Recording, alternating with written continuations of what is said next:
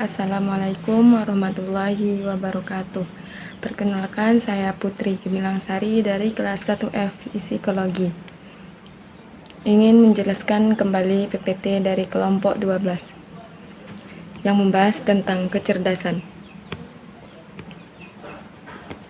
Adapun pendidikan dan kecerdasan.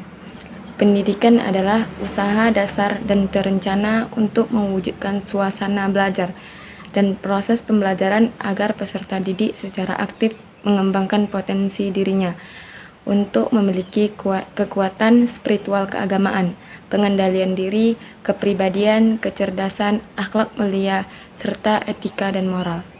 Adapun kecerdasan adalah kemampuan untuk memperoleh pengetahuan, keupayaan untuk berpikir di dalam situasi yang kompleks, dan upayaan untuk menyelesaikan masalah. Pendidikan dan kecerdasan menurut para ahli. Ki Hajar Dewantara. Pendidikan adalah segala usaha dari orang tua terhadap anak-anak dengan maksud menyokong kemajuan hidupnya. Dari David Wechsler. Kecerdasan sebagai suatu kapasitas umum dari individu untuk bertindak, berpikir rasional, dan berinteraksi dengan lingkungan secara efektif. Adapun jenis-jenis kecerdasan. Yang pertama yaitu kecerdasan intelektual. Kecerdasan intelektual adalah kecerdasan yang menuntut pemikiran otak, hati, jasmani, dan pengaktifan manusia untuk berinteraksi secara fungsional dengan yang lain. Yang kedua yaitu kecerdasan emosional. Kecerdasan emosional adalah kemampuan untuk mengetahui perasaan orang lain, kemampuan memotivasi diri. Kecerdasan emosional ini juga mengajarkan dan menanamkan rasa simpati, cinta, motivasi, dan kemampuan untuk menanggapi perasaan sedih atau gembira. Yang ketiga, kecerdasan spiritual. Kecerdasan spiritual adalah kecerdasan yang melibatkan batin individu dan jiwanya. Dan kecerdasan spiritual lebih berhubungan dengan bagaimana seseorang cerdas dalam mengelola dan mendayagunakan makna-makna, nilai-nilai, dan kualitas-kualitas kehidupan yang lebih bermakna. Yang keempat, kecerdasan linguistik. Kecerdasan linguistik merupakan kemampuan seseorang dalam menggunakan kata-kata, baik secara lisan maupun tulisan, untuk mengekspresikan ide-ide atau gagasan-gagasan yang dimilikinya. Yang kelima, kecerdasan intrapersonal.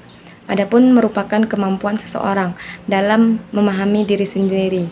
Mereka mempunyai kepekaan yang tinggi di dalam memahami suasana hatinya, emosi-emosi yang muncul di dalam dirinya, dan menyadari perubahan yang terjadi pada dirinya. Hubungan kecerdasan dan pendidikan. Proses belajar di sekolah adalah proses yang sifatnya kompleks dan menyeluruh.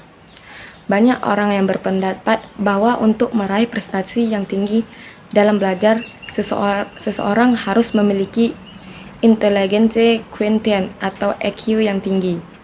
Jadi, hubungan pendidikan dan kecerdasan ini di mana akan menentukan seseorang dalam bersikap, terutama berinteraksi dengan orang lain, serta bertindak secara cerdas dan kehidupan sehari-hari. Dan di pendidikan kita lebih diajarkan dalam membentuk karakter dan etika kita. Hubungan kecerdasan emosi dan prestasi belajar. Dapat disimpulkan bahwa kecerdasan emosional dapat dinyatakan sebagai salah satu faktor yang penting yang seharusnya dimiliki oleh siswa yang memiliki kebutuhan untuk meraih prestasi belajar. Dan juga kecerdasan emosional sama pentingnya dengan intelektual. Seseorang yang memiliki kecerdasan emosional tinggi artinya memiliki kemampuan, yakni kemampuan untuk mengontrol emosi, bersikap empati, memiliki keterampilan dalam hubungan sosial, dan memecahkan masalah. Adapun faktor kecerdasan dalam meimbangi pendidikan. Yang pertama yaitu faktor internal. Ada 3 yaitu 1 genetik, yang kedua kesesuaian gaya belajar, dan yang ketiga nutrisi. Dan adapun faktor eksternal yang terbagi menjadi 3. Yang pertama yaitu faktor lingkungan keluarga, yang kedua faktor lingkungan sekolah, dan yang ketiga faktor lingkungan masyarakat. Baiklah, sampai disinilah yang dapat saya sampaikan. Kurang dan lebihnya saya mohon maaf. Wabillahi taufik wal hidayah. Wassalamualaikum warahmatullahi wabarakatuh.